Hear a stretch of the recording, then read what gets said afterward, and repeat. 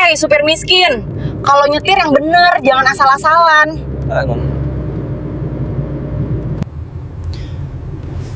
Maaf Nona, saya kurang tidur tadi malam. Pemuda gembel sepertimu tidak akan pernah kaya, meski kerjamu selalu lembur.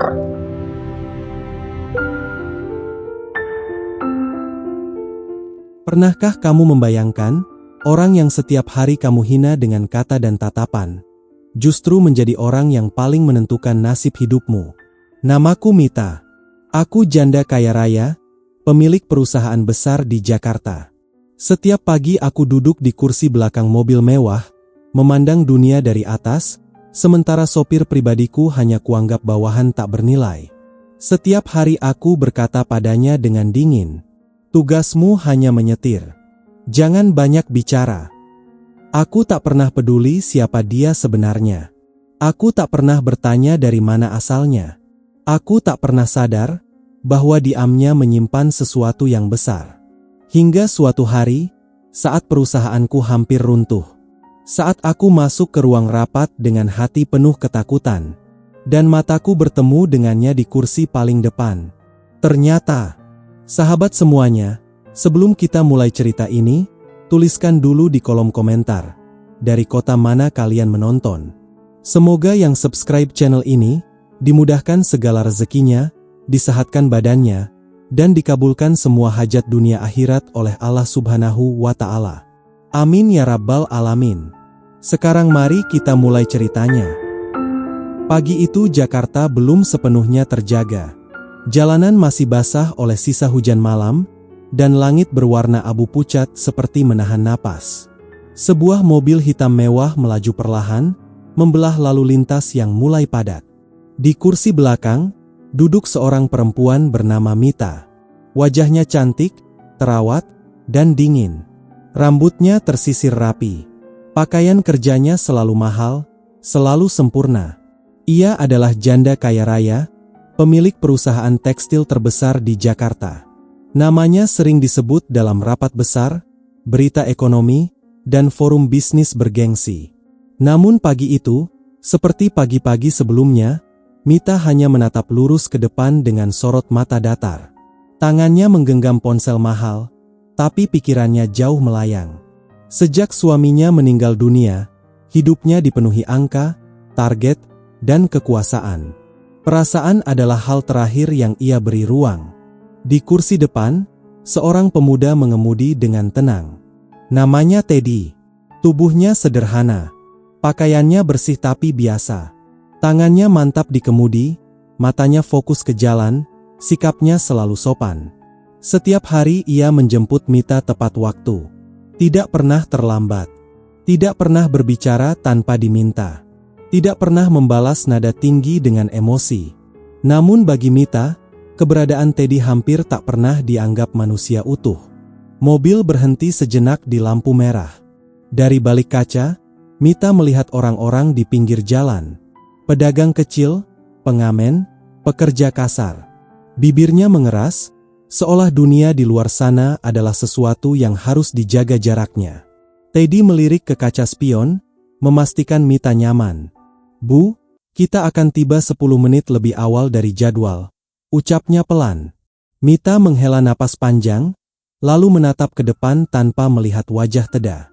"Kamu itu dibayar untuk menyetir, bukan untuk laporan," katanya dingin. Teddy mengangguk pelan. "Baik Bu." Tak ada bantahan. Tak ada perubahan ekspresi. Seolah kata itu sudah terlalu sering ia dengar hingga tak lagi terasa baru. Mobil kembali melaju. Keheningan mengisi ruang sempit itu, tapi bukan keheningan yang damai. Ada jarak yang lebar antara kursi depan dan belakang. Bukan jarak fisik, melainkan jarak hati dan cara pandang. Bagi Mita, hidup adalah tentang posisi. Siapa di atas, siapa di bawah. Dan ia yakin, ia selalu berada di atas. Ia tak pernah bertanya siapa sebenarnya Teddy. Dari mana asalnya? Apa mimpinya? Baginya, semua itu tak penting. Yang penting hanyalah ia sampai di kantor tepat waktu, dengan mobil bersih dan perjalanan lancar. Sementara itu, di balik kemudi, Teda tetap mengemudi dengan sabar. Tatapannya lurus ke depan, namun di balik diamnya, ada sesuatu yang disimpan rapat. Sesuatu yang tak pernah ia ucapkan. Sesuatu yang belum waktunya terungkap. Mobil hitam itu akhirnya memasuki area parkir gedung tinggi milik perusahaan Mita. Dunia bisnis menanti, lengkap dengan kekuasaan dan kesombongan yang sudah lama ia kenakan seperti mahkota. Tanpa menoleh, Mita membuka pintu dan melangkah pergi. Teddy turun, membukakan pintu belakang, seperti biasa. Namun Mita tak pernah menatapnya. Pagi itu tampak biasa. Terlalu biasa. Tak ada yang menyangka, dari perjalanan sederhana di balik kaca mobil itu, sebuah kisah panjang sedang bergerak pelan menuju arah yang tak pernah Mita bayangkan. Nama lengkapnya Teda Pranata. Namun Mita tak pernah peduli pada nama belakang itu. Baginya, cukup satu kata. Sopir. Setiap pagi, Teda datang sebelum matahari benar-benar naik. Mobil selalu bersih. Jok diseka perlahan. Kaca depan dilap hingga bening. Ia memastikan aroma di dalam mobil netral, tidak menyengat, tidak mengganggu. Semua detail kecil itu ia lakukan tanpa pernah diminta. Bukan karena takut dimarahi, melainkan karena itu caranya menghargai pekerjaan. Teda bukan pemuda sembarangan. Cara bicaranya tenang. Langkahnya terukur. Ia jarang menunduk berlebihan, tapi juga tak pernah menantang. Ada ketenangan aneh dalam dirinya, seperti seseorang yang sudah lama berdamai dengan hidup. Namun Mita tidak pernah melihat itu. Bagi Mita, Teda hanyalah bayangan yang duduk di kursi depan. Orang yang keberadaannya hanya terasa ketika melakukan kesalahan. Dan jika tidak, ia seolah tak ada. Di dalam perjalanan, Mita sering sibuk dengan ponselnya. Panggilan bisnis, pesan singkat, grafik saham, target produksi. Dunia Mita adalah dunia angka. Dan dalam dunia itu, manusia seringkali berubah menjadi alat. Besok jangan lewat jalan ini, kata Mita suatu pagi dengan nada tinggi. Macet. Kamu harusnya tahu. Padahal Teda sudah memilih rute terbaik. Namun ia tetap menjawab pelan. Baik Bu. Besok saya cari jalur lain. Mita mendengus. Tangannya melipat di dada. Saya heran. Hal sederhana begini saja harus saya ingatkan. Kata-kata itu jatuh seperti kerikil kecil. Tidak besar. Tidak keras, tapi cukup untuk melukai jika dikumpulkan setiap hari. Teda tetap diam. Dalam diam itu, ia bukan menelan hinaan. Ia mengamati. Ia memperhatikan bagaimana Mita berbicara pada resepsionis, pada satpam, pada karyawan rendahan. Selalu dingin, selalu berjarak, selalu merasa lebih tinggi. Namun ada satu hal yang membuat Teda terus bertahan. Ia punya tujuan. Di sore hari, saat mobil kembali meluncur meninggalkan gedung kantor, Mita duduk dengan wajah lelah. Hari itu rapat panjang. Nada suaranya masih tajam. Kopi tadi pahit, katanya tiba-tiba. Lain kali pastikan rasanya benar. Padahal kopi itu ia beli sendiri. Namun Mita selalu menemukan sesuatu untuk disalahkan. Teda mengangguk. Baik Bu. Maaf. Kata maaf itu bukan karena salah, melainkan karena ia tahu, perdebatan hanya akan membuang waktu. Lampu kota mulai menyala. Jalanan semakin padat. Di luar sana, kehidupan berjalan dengan segala kerasnya. Namun di dalam mobil itu, ada dua dunia yang bertabrakan. Satu dunia penuh kuasa. Satu dunia penuh kesabaran. Sesampainya di rumah Mita, Teda turun, membukakan pintu, dan berdiri menunggu hingga Mita masuk ke halaman. Besok pagi seperti biasa, kata Mita tanpa menoleh. Baik Bu, jawab Teda. Mobil kembali senyap. Malam turun perlahan. Di dalam mobil yang kini kosong, Teda duduk sejenak sebelum mematikan mesin. Tatapannya lurus ke depan. Tidak ada amarah. Tidak ada dendam. Hanya ketenangan yang sulit dijelaskan. Ia tahu, setiap hinaan yang Mita lontarkan sedang menumpuk. Bukan untuk dibalas, melainkan untuk dinilai. Dan Mita sama sekali tidak sadar. bahwa setiap hari ia sedang diuji oleh seseorang yang selama ini ia anggap paling rendah. Pagi-pagi Mita selalu dimulai dengan nada yang sama. Nada dingin, tergesa, dan penuh tuntutan. Seolah dunia harus bergerak sesuai langkah kakinya. Jam 6:15, mobil hitam itu sudah terparkir rapi di depan rumah besar Mita. Teda berdiri di samping pintu, mengenakan kemeja sederhana, celana hitam bersih, dan sepatu yang selalu ia semir sendiri. Ia menunggu tanpa memainkan ponsel, tanpa bersandar, tanpa gelisah. Pintu rumah terbuka. Mita keluar dengan wajah tanpa senyum. Tas mahal menggantung di lengannya. "Kenapa hari ini mobil diparkir terlalu dekat?" ucapnya datar. "Aku tidak suka pintu terbuka sempit." Padahal jaraknya sama seperti hari-hari sebelumnya. "Baik Bu. Saya mundurkan sedikit," jawab Teda. Mobil digeser perlahan. Mita masuk tanpa menunggu pintu dibukakan. Teda tetap membukakan pintu, meski ia tahu tak akan ditoleh. Setiap pagi selalu seperti itu. Selalu ada yang kurang. Selalu ada yang salah. Di tengah perjalanan, Mita mulai berbicara lewat ponsel. Suaranya berubah. Lebih ramah. Lebih tertawa. Lebih hangat. Seolah perempuan dingin itu lenyap begitu saja. Teda mendengar tanpa sengaja. Ia mendengar bagaimana Mita memuji rekan bisnisnya, memanggil dengan nada lembut, dan tertawa kecil di sela kalimat. Namun begitu telepon ditutup, suara Mita kembali mengeras. "Kamu lewat mana ini?" katanya tajam. "Aku sudah bilang jangan lewat sini." "Maaf Bu, tadi ada kecelakaan di jalur alternatif," jawab Teda pelan. "Alasan?" balas Mita singkat. "Sopir itu harus bisa membaca keadaan, bukan sekadar pegang setir." Kata-kata itu kembali jatuh.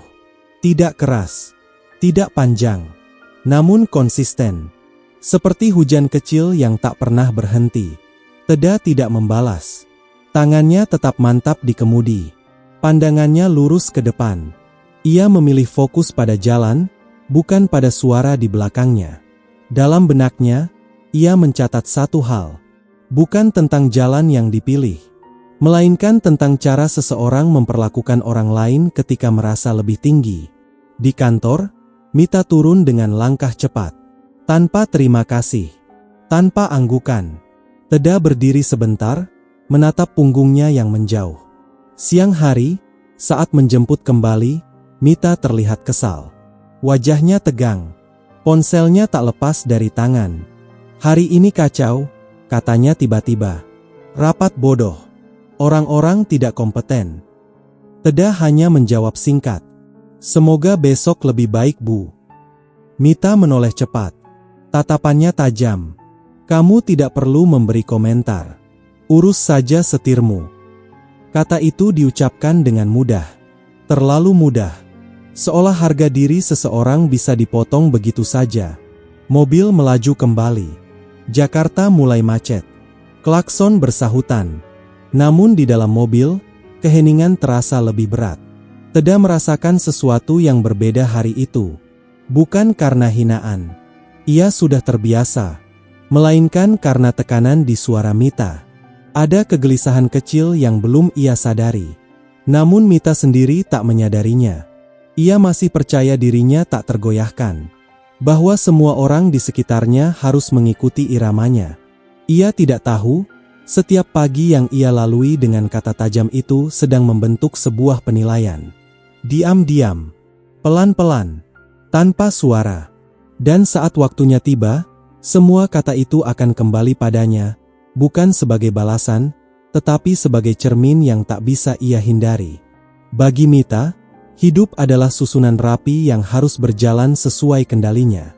Setiap pagi dimulai dengan jadwal yang tersusun, pakaian yang dipilih dengan teliti, dan keputusan yang harus segera diambil tanpa ragu. Ia percaya, keraguan adalah milik orang lemah. Kesuksesan tidak datang begitu saja. Ia membangunnya bertahun-tahun, dari perusahaan kecil hingga menjadi raksasa tekstil yang namanya dikenal luas. Semua orang memujinya. Media menyebutnya perempuan tangguh. Investor menyebutnya pemimpin visioner. Pujian itu perlahan berubah menjadi keyakinan bahwa ia selalu benar. Di ruang kantornya yang luas, Mita duduk di kursi besar menghadap jendela tinggi. Dari sana, kota terlihat kecil. Gedung-gedung tampak seperti mainan. Mobil-mobil bergerak seperti titik-titik tak berarti. Pemandangan itu selalu membuatnya merasa berada di puncak. Setiap orang yang masuk ke ruangannya berdiri dengan sikap hati-hati. Asisten berbicara singkat. Manajer menyampaikan laporan tanpa bertele-tele. Semua tahu, satu kesalahan kecil bisa memancing amarah. Dan Mita menyukai itu. Ia menyukai rasa ditakuti. Menurutnya, rasa hormat dan rasa takut tidak jauh berbeda. Sore itu, ketika Teda menjemputnya, Mita membawa wajah puas. Sebuah kesepakatan besar baru saja ia tanda tangani. Tangannya sibuk mengirim pesan. "Besok kita berangkat lebih pagi," katanya tanpa melihat ke depan. "Aku tidak mau terlambat." "Baik, Bu," jawab Teda. Mobil bergerak. Jalanan ramai. Matahari hampir tenggelam, menyisakan cahaya jingga di antara gedung tinggi. Di dalam mobil, Mita kembali berbicara. "Kamu tahu kenapa aku bisa sampai sejauh ini?" katanya tiba-tiba. Teda melirik ke kaca spion. "Belum tentu, Bu." Mita tersenyum tipis, bukan senyum hangat, melainkan senyum penuh keyakinan. "Karena aku tidak lemah," lanjutnya. "Aku tidak memberi ruang pada orang-orang yang tidak berguna." Kalimat itu menggantung di udara. Teda tidak menjawab. Tangannya tetap di kemudi. Namun di dalam dirinya, ada getaran kecil. Bukan marah, bukan sakit, melainkan pengamatan yang semakin tajam.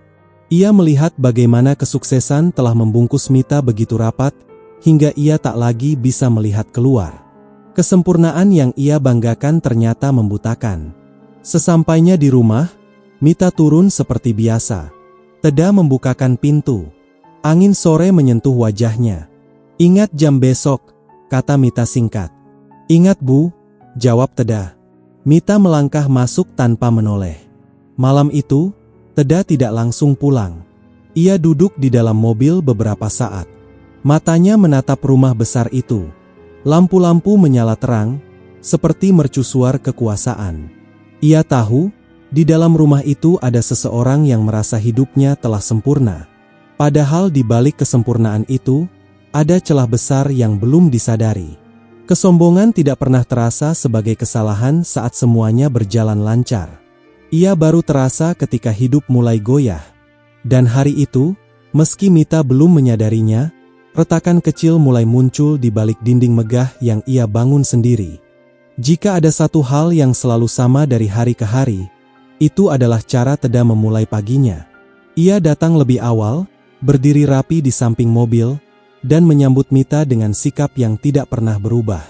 Senyum kecil, sopan, tulus. Namun senyum itu hampir selalu berakhir sia-sia. Pagi itu, Mita keluar dari rumah dengan langkah cepat. Sepatunya berbunyi tegas di lantai halaman.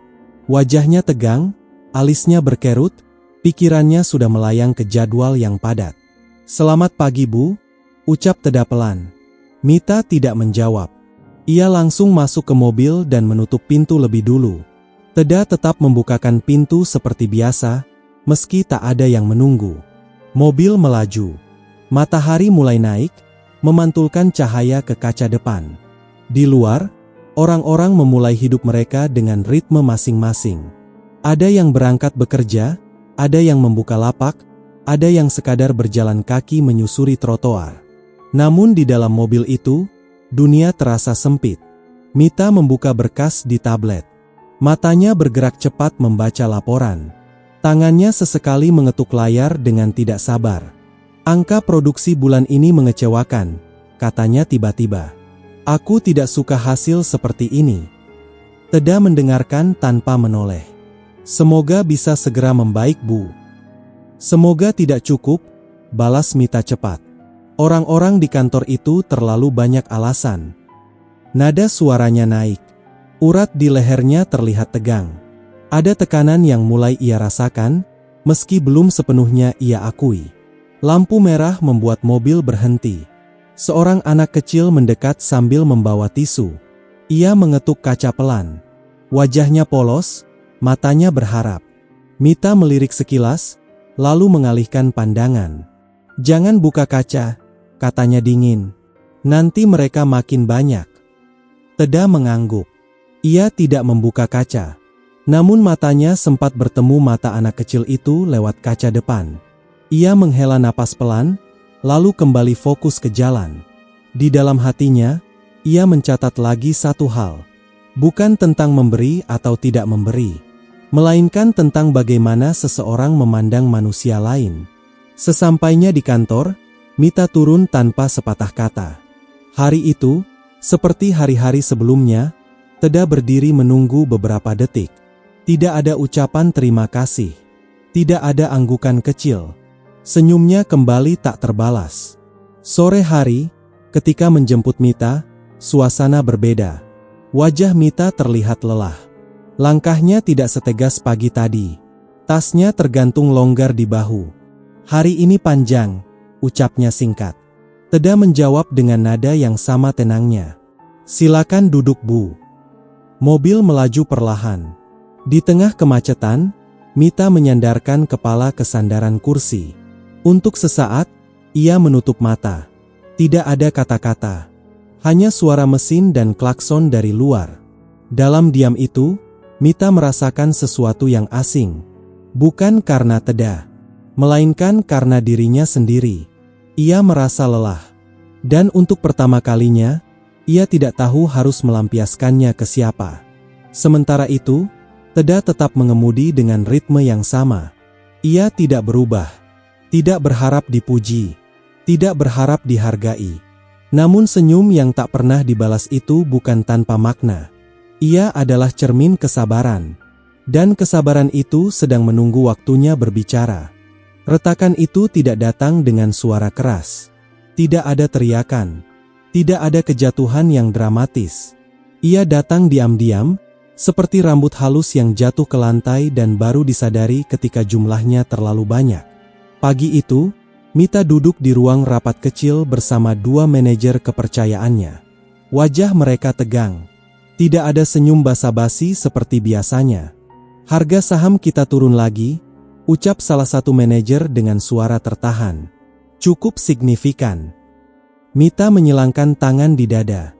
Tatapannya tajam, tapi ada sesuatu yang bergerak di balik matanya. "Turun itu biasa," katanya singkat. "Pasar selalu naik turun." Namun grafik di layar tidak berbohong. Garis merah turun tajam, lebih curam dari minggu sebelumnya. "Ini bukan fluktuasi biasa," lanjut manajer lain. Beberapa investor besar mulai menarik diri. Ruang rapat terasa lebih sempit. Udara seperti menekan dada. Mita berdiri, melangkah mendekati layar, menatap angka-angka itu seolah bisa menundukkannya hanya dengan tatapan. Selama ini, ia selalu menang. Selalu berhasil membalikkan keadaan. Ia tidak pernah terbiasa berada di sisi yang goyah. "Siapa yang menyebarkan isu ini?" katanya dingin. "Aku ingin tahu."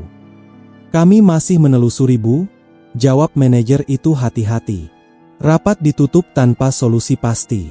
Mita keluar dengan langkah cepat, rahangnya mengeras. Di luar ruang rapat, karyawan-karyawan menunduk, berpura-pura sibuk.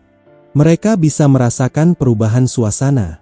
Sore itu, ketika Teda menjemput, Mita masuk ke mobil dengan wajah muram.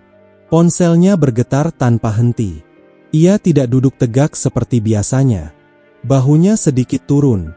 "Langsung pulang," katanya singkat. "Baik, Bu," jawab Teda. Mobil melaju. Jakarta terasa lebih ramai dari biasanya. Klakson bersahutan. Langit mulai gelap, meski jam belum terlalu malam. Di tengah perjalanan, Mita tiba-tiba berbicara, suaranya lebih pelan dari biasanya. "Kau tahu," katanya tanpa menoleh. "Perusahaan itu seperti nyawa bagiku." Teda terdiam sejenak, lalu menjawab hati-hati. "Saya mengerti, Bu." Mita tersenyum tipis, senyum yang tidak sampai ke mata. "Kau tidak mungkin mengerti," katanya lagi. "Hidupmu sederhana. Kalau salah, tinggal cari kerja lain."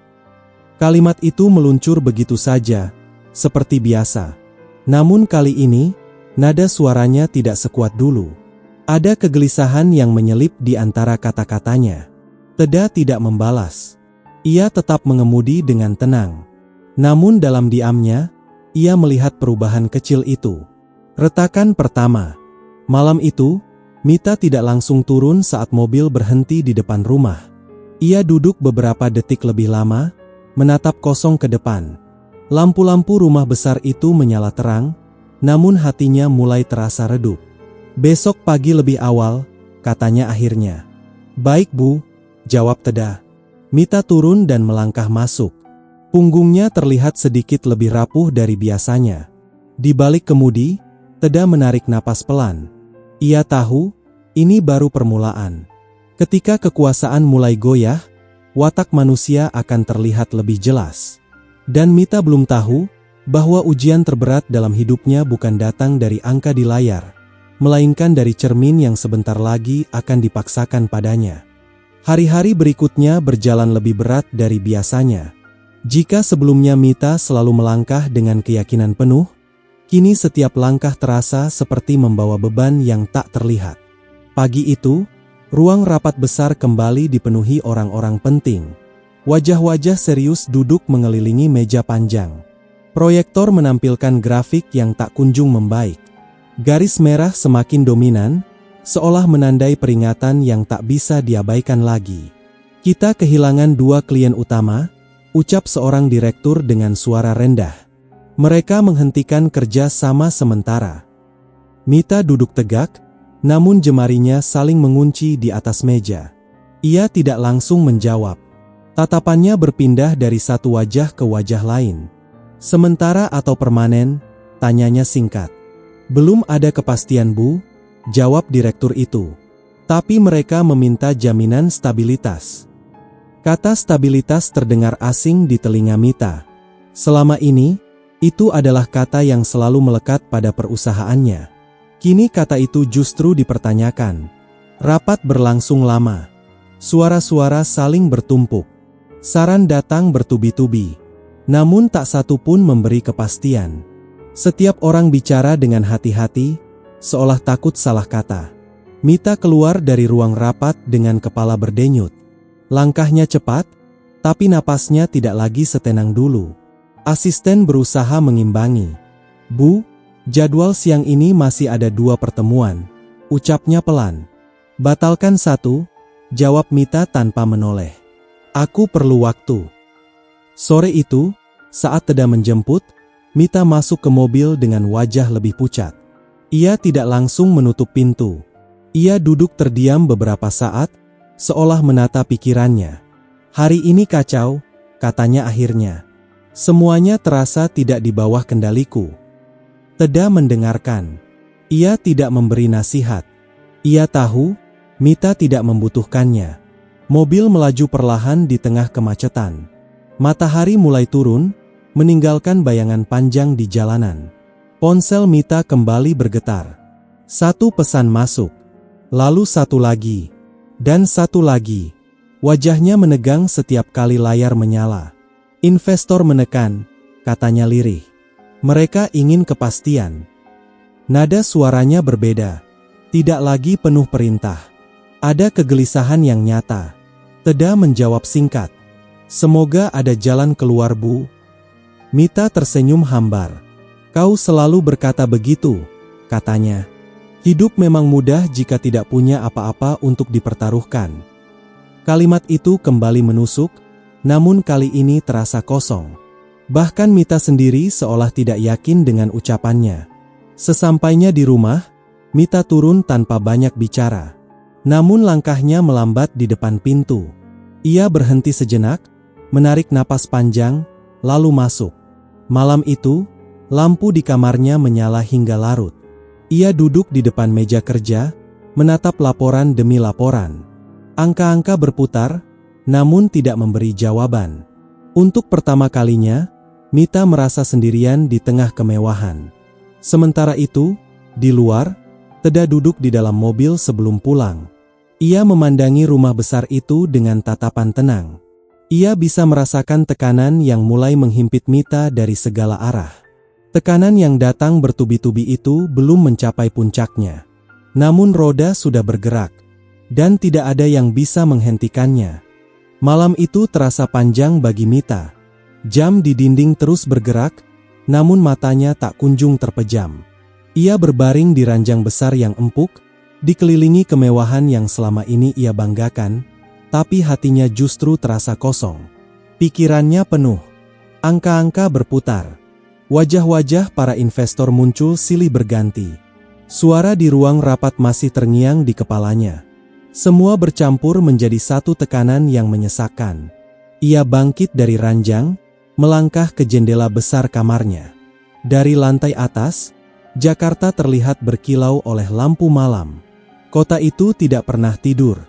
Sama seperti dirinya. Kenapa semua bisa berubah secepat ini? Gumamnya pelan. Ia kembali ke meja kerja, membuka laptop, menatap laporan yang sama seperti siang tadi. Tak ada jawaban baru. Hanya angka yang terus turun dan prediksi yang semakin gelap. Mita mengusap wajahnya. Matanya terasa perih. Kepalanya berdenyut. Untuk pertama kalinya sejak lama, ia merasa takut. Bukan takut kehilangan uang, melainkan takut kehilangan kendali. Pagi datang tanpa ia sadari. Cahaya matahari menyusup melalui tirai. Mita belum tidur sama sekali. Wajahnya tampak lebih pucat dari biasanya. Rambutnya sedikit berantakan. Saat Teda tiba menjemput, Mita keluar rumah dengan langkah lelah. Ia tidak langsung masuk ke mobil. Ia berdiri sebentar, menarik napas, lalu duduk di kursi belakang. Teda menoleh sebentar lewat kaca spion. Ia melihat perubahan itu. Lingkar hitam di mata Mita. Bahu yang tak lagi tegak. "Selamat pagi, Bu," ucapnya pelan. Mita mengangguk tipis. Itu saja. Mobil melaju. Suasana di dalam berbeda. Tidak ada omelan. Tidak ada perintah. Hanya keheningan yang berat. Di tengah perjalanan, Mita tiba-tiba berkata, suaranya rendah. "Kau pernah takut kehilangan segalanya?" katanya. Teda terdiam beberapa detik sebelum menjawab. "Pernah, Bu." Mita menoleh sedikit, seolah terkejut dengan jawaban itu. "Dan bagaimana rasanya?" lanjutnya. "Menyesakan," jawab Teda jujur. "Tapi juga mengajarkan banyak hal." Mita tidak langsung membalas. Ia menatap keluar jendela. Kata-kata itu menempel di pikirannya. Untuk pertama kalinya, ia mendengar suara Teda bukan sebagai sopir, melainkan sebagai manusia. Namun momen itu tidak berlangsung lama. Ponselnya bergetar lagi. Satu pesan masuk dari direksi. Wajah Mita kembali mengeras. Ia kembali ke dunianya yang penuh tekanan. Sesampainya di kantor, Mita turun dengan langkah berat. Teda membukakan pintu. Kali ini, Mita sempat berhenti sejenak. "Terima kasih," ucapnya pelan. Kata itu keluar hampir tanpa sadar. Teda menatapnya singkat, lalu mengangguk. "Sama-sama, Bu." Mita melangkah pergi. Ia tidak menyadari, satu kata kecil itu adalah tanda bahwa dinding yang ia bangun mulai retak. Namun malam tanpa tidur itu belum selesai. Tekanan belum mereda. Dan badai sesungguhnya masih menunggu di depan. Pagi itu, ruang rapat utama kembali dipenuhi orang-orang asing bagi Mita. Jas mahal, map tebal, dan wajah penuh keyakinan duduk berjejer rapi. Mereka adalah konsultan bisnis terbaik yang bisa ia datangkan. Nama-nama besar, biaya besar, harapan terakhir. Mita duduk di kursi utama, punggungnya tegak, meski matanya menyimpan lelah yang belum hilang. Ia mendengarkan pemaparan satu persatu. Strategi pemulihan, restrukturisasi, penyesuaian pasar. Kata-kata terdengar canggih, namun terasa jauh. "Dengan langkah ini, kami perkirakan stabilitas akan kembali dalam 6 bulan, ujar salah satu konsultan dengan suara meyakinkan. 6 bulan. Kata itu bergema di kepala Mita. 6 bulan terlalu lama, potong Mita dingin. Aku butuh solusi sekarang. Ruang rapat hening sejenak. Para konsultan saling pandang. Senyum profesional tetap terpasang, namun keyakinan mulai goyah. Kami memahami tekanan yang ibu hadapi, jawab konsultan itu hati-hati. Namun kondisi pasar saat ini tidak bisa dipaksa. Mita menyandarkan punggung ke kursi. Tangannya mengetuk meja perlahan. Ketukan itu menandai kesabarannya yang menipis. Aku membayar kalian bukan untuk penjelasan, katanya tajam. Aku membayar untuk hasil. Tak ada yang langsung menjawab. Grafik tetap di layar. Angka tetap turun. Tidak ada keajaiban. Rapat berakhir tanpa kesepakatan yang memuaskan. Para konsultan pamit dengan janji akan mengirim rekomendasi lanjutan. Mita tahu, itu hanyalah kalimat pengaman. Saat mereka keluar, ruang rapat terasa kosong. Terlalu kosong. Siang itu, Mita duduk sendirian di ruang kerjanya. Tirai jendela terbuka. Kota terlihat cerah, berbanding terbalik dengan suasana di hatinya. Ia menatap meja yang penuh dokumen. Semua terasa berat. Sore hari, Teda menjemput seperti biasa. Mita masuk ke mobil dengan langkah pelan. Ia tidak langsung bicara. Wajahnya tampak semakin tirus. Konsultan tidak bisa apa-apa, katanya akhirnya. Semuanya bicara, tapi tak ada yang benar-benar tahu. Teda mendengarkan. Ia tidak menunjukkan reaksi. Ia hanya mengemudi dengan tenang. Aku sudah lakukan semuanya. Lanjut Mita, suaranya mulai bergetar. Kenapa tetap gagal? Pertanyaan itu bukan untuk Teda. Itu untuk dirinya sendiri. Mobil berhenti di lampu merah. Suasana senyap. Di luar, orang-orang berlalu lalang tanpa tahu badai apa yang sedang melanda satu perusahaan besar. Kadang, ujar Teda pelan. Bukan soal seberapa pintar kita, tapi soal apa yang belum kita lihat. Mita menoleh cepat. Tatapannya tajam, namun tidak marah. Maksudmu apa? Tanyanya. Teda tidak menjawab. Ia kembali fokus ke jalan. Sesampainya di rumah, Mita turun tanpa berkata apa-apa. Namun langkahnya berhenti sesaat di depan pintu. Ia menatap ke bawah, seperti seseorang yang baru saja kehilangan pegangan. Malam itu, ia kembali duduk sendiri di ruang kerja. Laporan-laporan menumpuk, namun pikirannya buntu. Semua usaha seakan menemui jalan mati. Ia tidak tahu bahwa ketika semua pintu yang ia kenal tertutup, satu pintu lain sedang bersiap terbuka. Bukan lewat kekuasaan, bukan lewat uang, melainkan lewat kebenaran yang selama ini berdiri tepat di depannya. Pagi itu terasa aneh sejak awal. Jam dinding di ruang makan menunjukkan waktu yang biasa, namun ada sesuatu yang hilang dari rutinitas Mita. Tidak ada suara mesin mobil yang biasanya terdengar dari halaman. Tidak ada bayangan seseorang berdiri menunggu di luar. Mita turun dari tangga dengan langkah pelan. Wajahnya masih letih. Malam kembali ia lalui tanpa tidur nyenyak. Di tangannya ada ponsel, tapi tidak ada pesan masuk dari Teda seperti biasanya. Ia melirik ke arah jendela. Halaman rumah kosong. Alisnya berkerut. Aneh, gumamnya. Beberapa menit berlalu. Tetap tidak ada tanda-tanda. Mita menarik napas panjang, lalu mengambil ponsel dan menelepon. Nada sambung terdengar beberapa kali sebelum akhirnya berhenti. Tidak diangkat. Untuk pertama kalinya sejak lama, Mita merasa jengkel bercampur gelisah. Hari sepenting ini, katanya lirih. Dia justru tidak ada. Hari itu adalah hari rapat besar dengan jajaran direksi dan investor utama. Hari yang bisa menentukan nasib perusahaannya. Biasanya, di hari-hari seperti ini, segala sesuatu harus berjalan sempurna. Namun pagi itu, kesempurnaan terasa runtuh. Mita menunggu beberapa menit lagi. Tetap tidak ada kabar.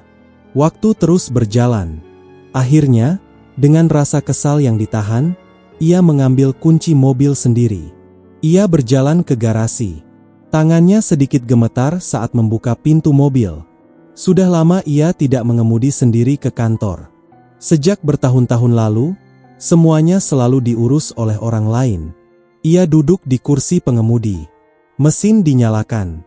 Suaranya terasa asing di telinganya sendiri. Mobil keluar dari halaman rumah. Jalanan pagi itu cukup padat. Mata Mita menatap lurus ke depan, namun pikirannya tidak fokus. Jadwal rapat berputar di kepalanya. Angka-angka, tekanan, waktu. Di sebuah persimpangan, sebuah motor tiba-tiba memotong jalur. Mita refleks menginjak rem keras. Mobil berhenti mendadak. Jantungnya berdegup kencang. Napasnya tersengal. Beberapa detik ia hanya diam, memegang setir erat. Keringat dingin muncul di telapak tangannya. Aku hampir celaka, gumamnya pelan. Ia menarik napas panjang, berusaha menenangkan diri. Mobil kembali melaju, namun tangannya tak lagi setenang dulu. Setiap klakson membuatnya terkejut. Setiap kendaraan yang mendekat terasa mengancam. Di tengah perjalanan itu, tanpa ia sadari, bayangan tidak muncul di pikirannya. Cara ia selalu memilih jalur aman. Cara ia menjaga jarak. Cara ia mengemudi dengan tenang. Perjalanan yang biasanya terasa singkat kini terasa panjang dan melelahkan. Akhirnya, mobil Mita memasuki area parkir kantor. Ia turun dengan kaki sedikit lemas. Nafasnya masih belum sepenuhnya stabil. Namun ia memaksa diri melangkah masuk ke gedung tinggi itu. Hari penentuan telah tiba. Dan pagi tanpa sopir itu meninggalkan rasa tidak aman yang belum pernah ia rasakan sebelumnya. Tanpa ia ketahui, ketidakhadiran Seda pagi itu bukan sekadar kebetulan. Ia adalah bagian dari sebuah skenario yang akan segera mengubah hidup Mita selamanya. Mita duduk beberapa saat di dalam mobil yang sudah terparkir di basement kantor. Mesin telah dimatikan, namun tangannya masih menggenggam setir. Napasnya belum sepenuhnya kembali normal. Jantungnya masih berdetak lebih cepat dari biasanya. Bayangan motor yang memotong jalurnya tadi terus muncul di kepalanya. Detik ketika rem diinjak. Detik ketika mobil berhenti hanya sejengkal dari bahaya. Jika saja refleksnya sedikit terlambat, segalanya bisa berbeda. Ia memejamkan mata sejenak. Untuk pertama kalinya, kematian terasa begitu dekat. Bukan sebagai cerita orang lain. Bukan sebagai berita. Melainkan sebagai kemungkinan yang hampir ia alami sendiri. Mita membuka mata perlahan. Dadanya naik turun. Ia merapikan rambutnya dengan tangan gemetar, lalu mengambil tas dan turun dari mobil. Langkahnya agak goyah saat menyusuri lorong menuju lift. Di dalam lift, ia berdiri sendirian. Cermin di dinding memperlihatkan wajah yang jarang ia lihat. Wajah pucat, mata lelah. Sorotnya tidak lagi tajam seperti dulu. Aku hampir mati, gumamnya lirih. Kalimat itu terdengar asing. Selama ini, ia selalu merasa hidupnya terkendali. Seolah tidak ada hal yang bisa menyentuhnya. Namun pagi itu, satu kejadian kecil menggoyahkan keyakinannya. Pintu lift terbuka. Mita melangkah keluar dan berjalan menuju ruang rapat besar. Sepatu hak tingginya berbunyi pelan di lantai marmer. Setiap langkah terasa berat. Di depan pintu ruang rapat, ia berhenti sejenak. Menarik napas. Menegakkan bahu. Ia kembali mengenakan wajah profesional yang selama ini menjadi perisainya. Di dalam, para direksi dan investor sudah duduk. Suasana tegang. Tidak ada obrolan ringan. Tidak ada senyum basa-basi. Semua menunggu. Mita masuk dan duduk di kursi utama. Rapat dimulai. Angka-angka kembali ditampilkan. Proyeksi yang suram. Wajah-wajah yang penuh kekhawatiran. Namun pikiran Mita tidak sepenuhnya di ruangan itu. Pikirannya kembali ke jalan pagi tadi. Ke setir yang ia pegang sendiri. Kerasa panik yang belum pernah ia rasakan sebelumnya. Kekenyataan bahwa hidupnya bisa berakhir dalam satu detik yang tidak terduga. Ia menelan ludah. Selama rapat berlangsung, Mita lebih banyak diam. Ia mendengarkan. Ia mengangguk. Namun suaranya jarang terdengar. Para direksi mulai saling pandang. Mereka merasakan perubahan itu. Ketika rapat diskors sementara, Mita bangkit dan berjalan ke jendela besar di ujung ruangan. Dari sana, kota terlihat jauh di bawah. Gedung-gedung menjulang, namun terasa rapuh. Ia meletakkan tangan di kaca dingin itu. Semua ini bisa hilang, pikirnya. Dalam sekejap, Untuk pertama kalinya, ia tidak hanya takut kehilangan perusahaan. Ia takut kehilangan hidupnya sendiri. Takut bahwa selama ini ia terlalu sibuk menguasai segalanya, hingga lupa betapa rapuhnya dirinya sebagai manusia. Di saat itulah, tanpa ia sadari, sebuah kesadaran kecil mulai tumbuh. Kesadaran bahwa ia tidak selalu sekuat yang ia bayangkan. Bahwa ada hal-hal yang tidak bisa dikendalikan dengan uang dan kuasa. Dan kesadaran itu akan membawanya pada sebuah pertemuan yang tak pernah ia duga. Pertemuan yang akan mengungkap kebenaran besar yang selama ini tersembunyi. Ruang rapat itu terasa berbeda dari biasanya. Bukan karena orang-orang di dalamnya, melainkan karena keheningan yang menggantung di udara. Tidak ada suara bercanda. Tidak ada bisik ringan. Semua duduk dengan wajah tegang, seolah menunggu sesuatu yang tak terlihat. Mita kembali ke kursinya setelah jeda singkat. Ia menarik napas dalam-dalam, mencoba menenangkan diri. Namun dadanya masih terasa sesak. Bayangan pagi tadi belum sepenuhnya pergi. Rapat dilanjutkan. Seorang direktur memaparkan rencana darurat. Kata-katanya terstruktur, suaranya tenang, namun isinya berat. Pemotongan biaya, penundaan proyek, penyesuaian besar-besaran. Mita mendengarkan. Tangannya terlipat di atas meja. Jemarinya dingin. Jika kondisi ini berlanjut, ujar direktur itu, kita harus siap dengan skenario terburuk. Kata terburuk membuat ruangan semakin sunyi. Mita menatap layar. Grafik itu lagi. Garis merah itu lagi. Ia merasa lelah menatapnya, namun tak bisa mengalihkan pandangan. Siapa yang masih bertahan? Tanyanya akhirnya. Investor mana yang belum menarik diri? Beberapa nama disebut. Jumlahnya sedikit. Terlalu sedikit untuk menenangkan. Mita mengangguk pelan. Tidak ada amarah. Tidak ada teriakan. Hanya ketenangan yang aneh. Seperti laut sebelum badai. Lanjutkan, katanya singkat. Rapat berjalan terus. Waktu terasa lambat. Setiap menit seperti bertambah berat. Namun yang paling mengganggu Mita bukanlah laporan atau angka. Ada perasaan aneh yang mulai muncul. Seperti ada sesuatu yang belum ia lihat. Seperti ada potongan besar yang hilang dari seluruh gambaran ini. Ketika rapat hampir selesai, pintu ruang rapat terbuka perlahan. Seorang staf masuk dengan langkah hati-hati. Maaf Bu, katanya pelan. Ada satu tamu tambahan. Mita mengerutkan kening. Tamu siapa? Perwakilan pemegang saham, jawab staf itu. Beberapa orang di meja rapat saling pandang. Nama itu tidak ada di daftar undangan.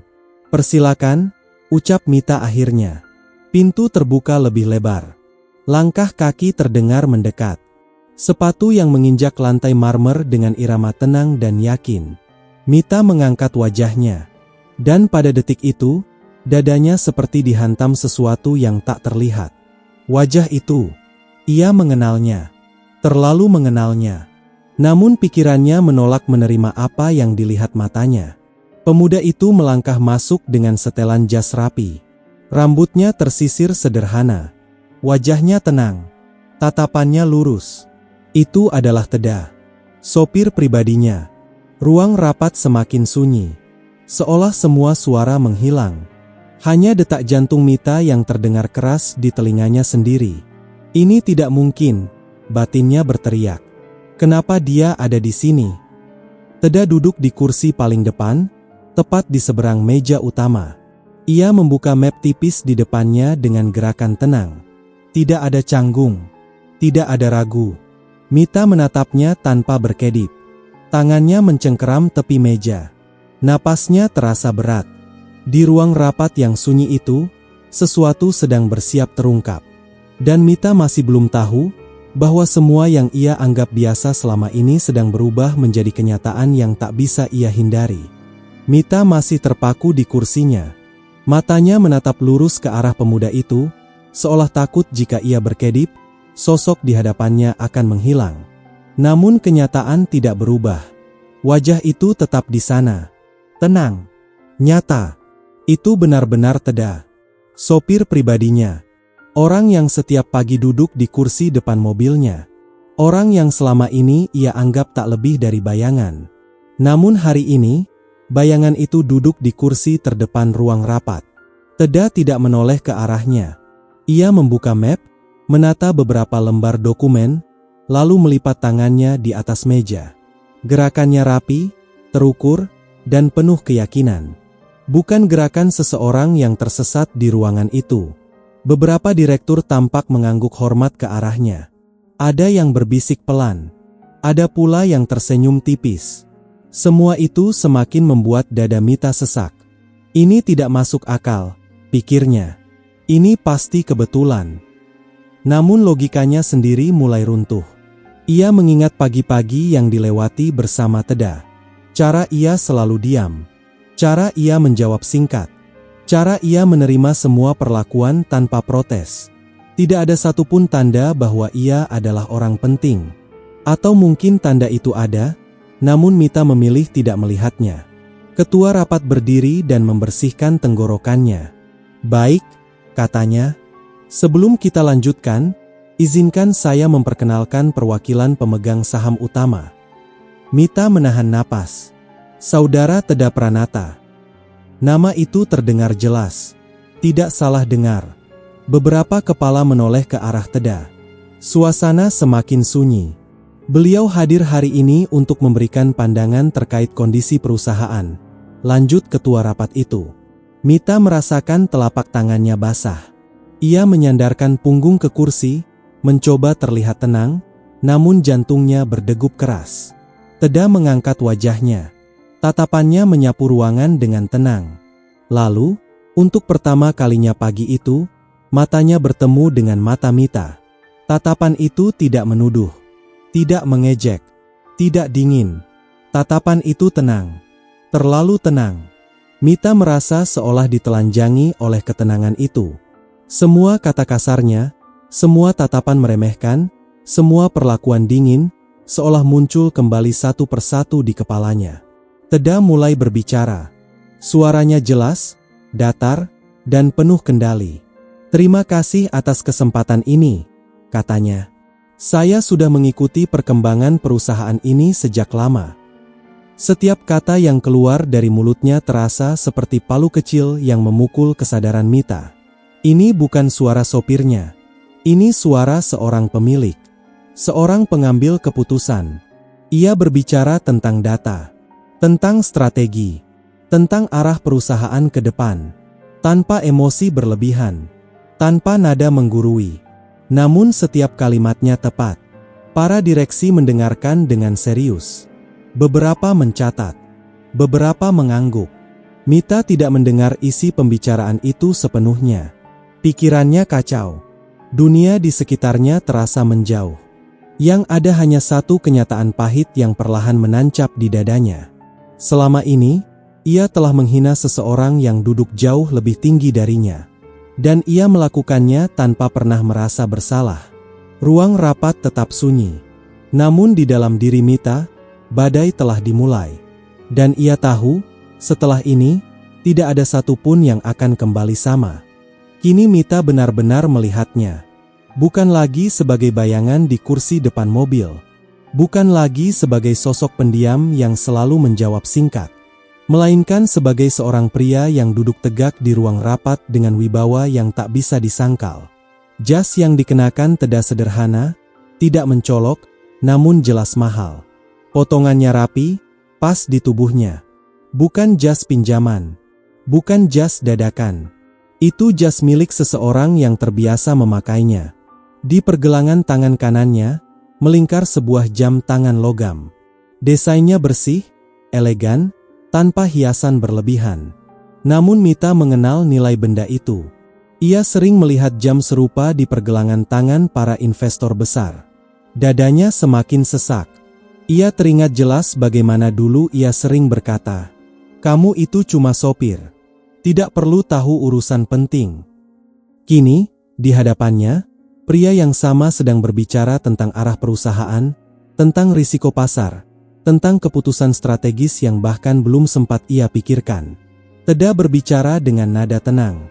Tidak terburu-buru. tidak berusaha menguasai ruangan. Namun setiap kata yang keluar terasa berbobot. Tidak ada yang memotongnya. Tidak ada yang meremehkannya. Mita merasakan sesuatu yang asing. Rasa kecil. Ia menyadari betapa selama ini ia hanya melihat dari satu sisi.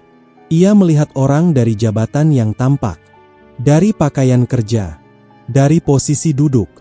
Ia tidak pernah membayangkan bahwa seseorang yang ia anggap rendah bisa berdiri jauh lebih tinggi darinya. Ketika Teda selesai berbicara, ruangan tetap hening beberapa detik. Lalu satu persatu kepala mengangguk. Beberapa orang saling bertukar pandang, seolah menemukan harapan baru. Pandangan yang menarik, ucap salah satu direktur. Kami tidak melihatnya dari sudut itu sebelumnya. Teda mengangguk ringan. Terima kasih. Mita menunduk. Matanya terpejam sejenak. Ingatannya kembali pada pagi-pagi yang ia lewati dengan hinaan kecil. Pada nada dingin. Pada tatapan yang tak pernah ia angkat. Semua terasa memalukan. Ia ingin bicara, ingin mengatakan sesuatu. Namun tenggorokannya terasa kering. Lidahnya keluh. Kata-kata yang selama ini mudah keluar kini menghilang. Rapat dilanjutkan. Namun bagi Mita, waktu berjalan lambat. Ia tidak lagi mencatat. Ia tidak lagi memimpin. Ia hanya duduk dan mendengarkan. Setiap kali Teda berbicara, ia merasa hatinya tertusuk pelan. Bukan oleh kata-kata, melainkan oleh kenyataan. Jas itu, jam tangan itu, sikap itu, semuanya mengatakan satu hal yang tidak bisa ia bantah. Ia telah salah menilai manusia. Dan kesalahan itu tidak kecil. Ia adalah kesalahan yang akan segera menuntut harga. Rapat hampir memasuki sesi akhir ketika ketua dewan berdiri dari kursinya. Tangannya merapikan map di depannya. Lalu ia memandang seluruh ruangan dengan wajah serius. Sebelum rapat ini ditutup, ucapnya perlahan, ada satu hal penting yang perlu kami sampaikan secara resmi. Udara di ruangan itu terasa mengeras. Beberapa orang berhenti mencatat. Beberapa lainnya mengangkat kepala. Mita merasakan firasat aneh. Jantungnya berdetak lebih cepat. Tangannya mencengkeram ujung meja tanpa sadar. Ketua Dewan menoleh ke arah Teda. Berdasarkan data kepemilikan saham terbaru, lanjutnya, kami ingin menegaskan bahwa saudara Teda Pranata adalah pemegang saham terbesar di perusahaan ini. Kalimat itu jatuh pelan, namun dampaknya seperti gemuruh di dalam dada Mita. Ruangan seolah berhenti bernapas. Beberapa orang terdiam. Ada yang mengangguk seolah sudah tahu. Ada pula yang tampak terkejut. Namun bagi Mita, dunia seakan runtuh dalam satu detik. Pemegang saham terbesar. Bukan sekadar investor. Bukan sekadar perwakilan. Melainkan orang yang memegang kendali paling besar atas perusahaan yang selama ini ia banggakan sebagai miliknya. Matanya menatap ke arah Teda dengan wajah pucat. Bibirnya sedikit terbuka, namun tak ada suara yang keluar. Semua kata yang ingin ia ucapkan menghilang begitu saja. Ia teringat jelas setiap hinaan yang pernah ia lontarkan. Setiap nada dingin.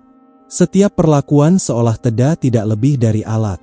Kini, alat itu ternyata adalah tangan yang memegang arah hidupnya. Teda tetap duduk tenang. Tidak ada senyum kemenangan. Tidak ada sorot sombong. Ia hanya menunduk sedikit sebagai tanda hormat. Saya berharap, ucap Teda kemudian dengan suara datar. Kita bisa bekerja sama dengan lebih jujur dan terbuka. Kata jujur itu menusuk Mita lebih dalam dari teriakan manapun. Ia menelan ludah. Dadanya terasa sesak. Dunia di sekitarnya terasa berputar. Ia ingin bangkit. Ia ingin meminta maaf saat itu juga. Namun tubuhnya seolah tak mau bergerak. Rapat dilanjutkan dengan pembahasan singkat. Namun Mita tidak mendengar apapun lagi. Pikirannya dipenuhi satu kesadaran pahit. Selama ini, ia tidak hanya salah menilai seseorang. Ia telah merendahkan orang yang paling berhak menilai dirinya. Dan kesadaran itu mulai menekan hatinya dengan rasa malu yang belum pernah ia rasakan seumur hidupnya. Rapat akhirnya ditutup.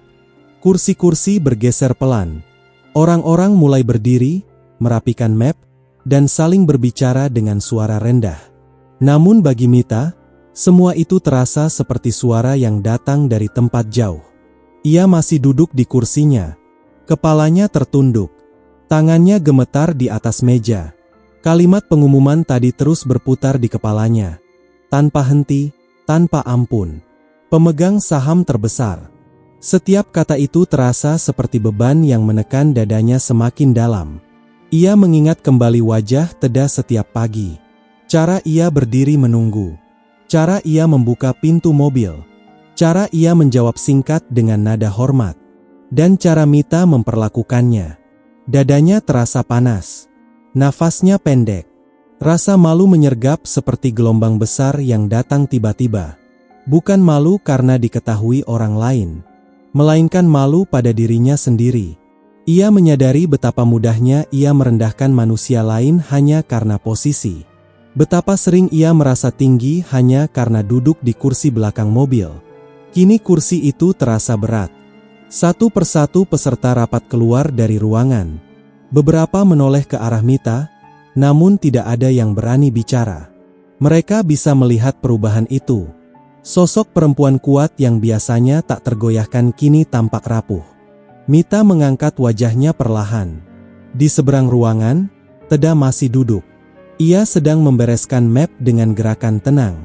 Tidak tergesa, tidak terganggu. Seolah apa yang terjadi barusan bukanlah sesuatu yang luar biasa. Itu yang paling menyakitkan bagi Mita. Ia ingin segera berdiri, menghampiri Teda, mengucapkan semua kata yang selama ini tertahan. Namun kakinya terasa berat. Ada sesuatu yang menahannya. Harga diri. Bukan harga diri karena gengsi, melainkan karena runtuhnya keyakinan yang selama ini ia pegang. Ia merasa kecil. Terlalu kecil untuk berdiri dengan kepala tegak di hadapan orang yang selama ini ia hina. Akhirnya, Mita bangkit. Langkahnya pelan. Ia berjalan keluar ruangan tanpa menoleh lagi. Lorong kantor terasa panjang. Lampu-lampu di langit-langit terasa silau. Sesampainya di ruangannya sendiri, ia menutup pintu. Lalu, tanpa mampu menahan lagi, ia bersandar di balik pintu itu. Air mata mengalir. Tangisnya tidak keras, tidak meledak-ledak. Ia menangis dalam diam. Tangis orang dewasa yang baru menyadari kesalahannya setelah semuanya terlambat. Ia menutup wajah dengan kedua tangan. "Apa yang sudah aku lakukan?" bisiknya lirih.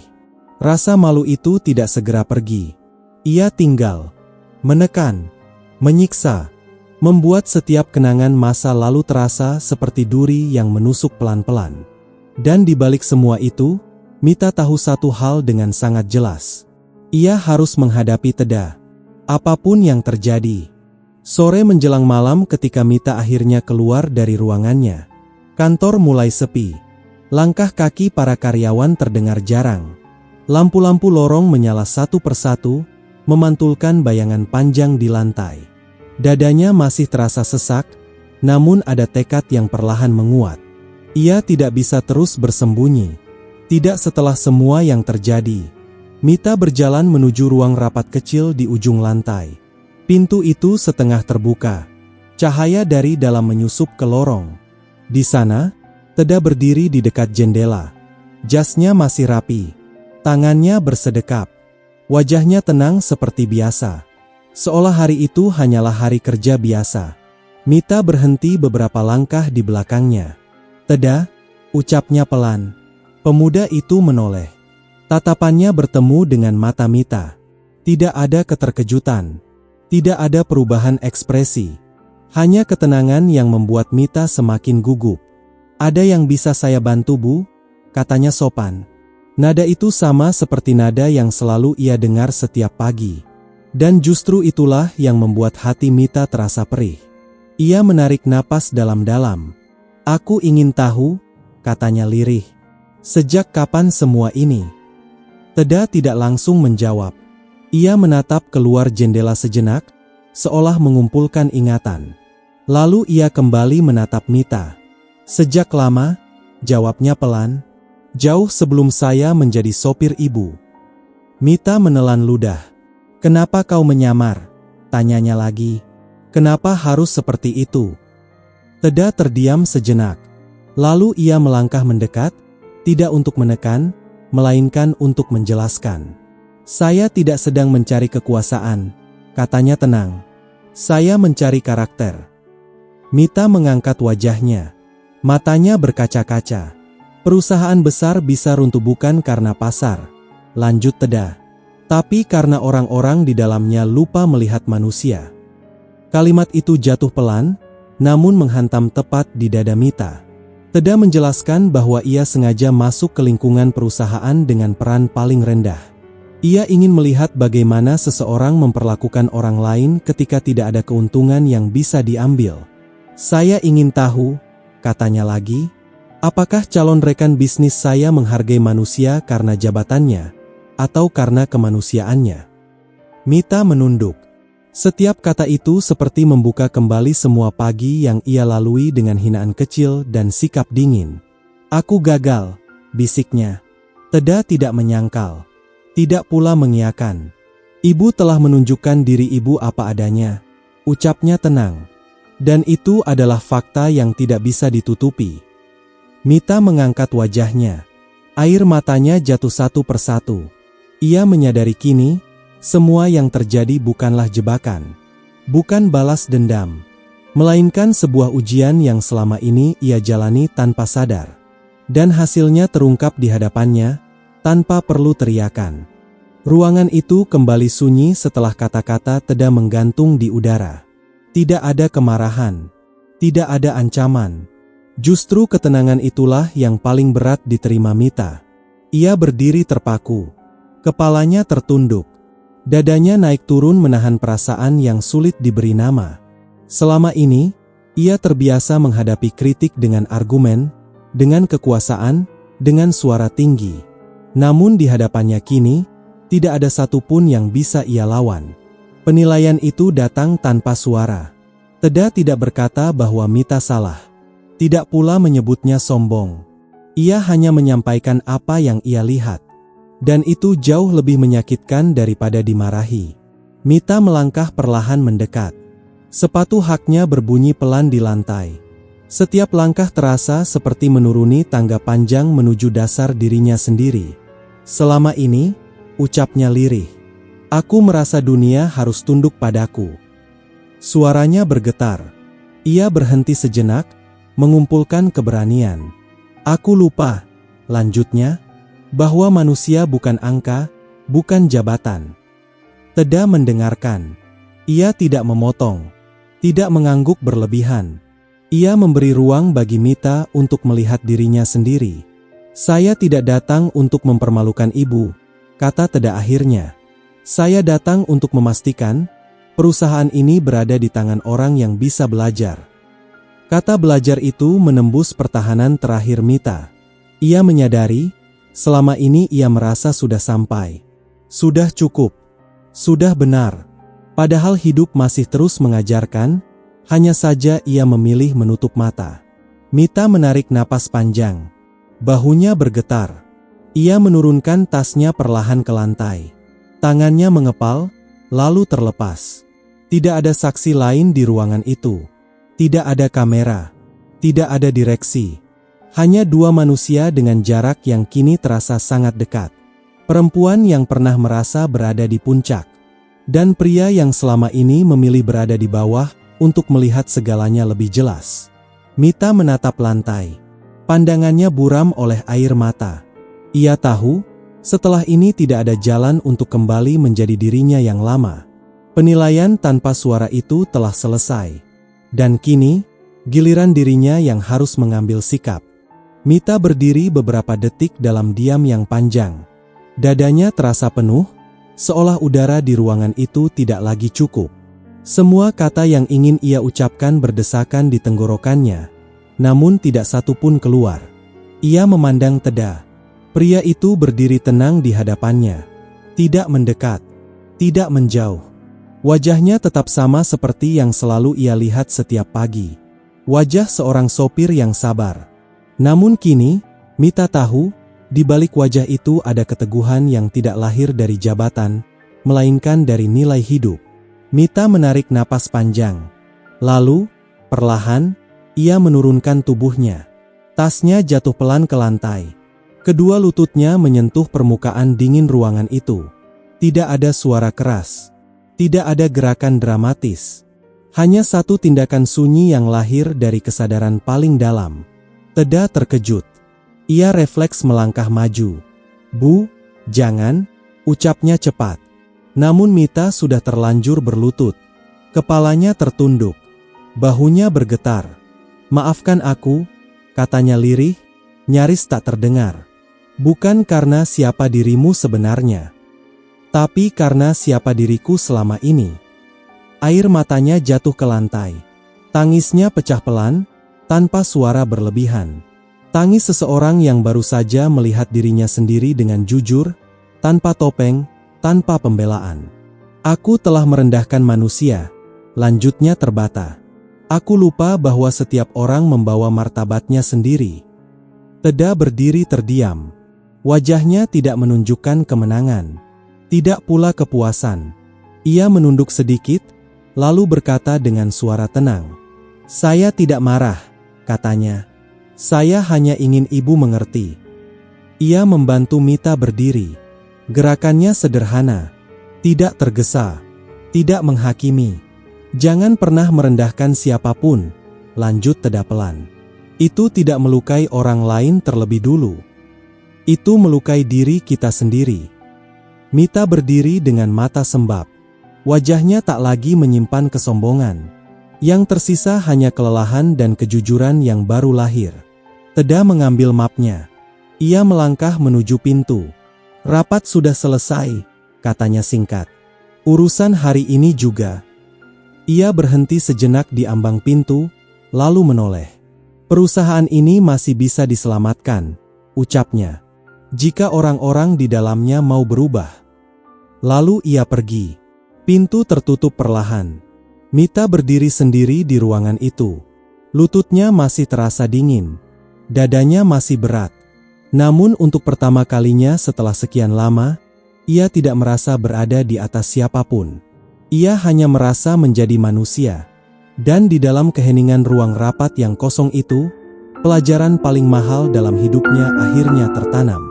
Tanpa tepuk tangan, tanpa sorotan, tanpa perlu diucapkan lagi.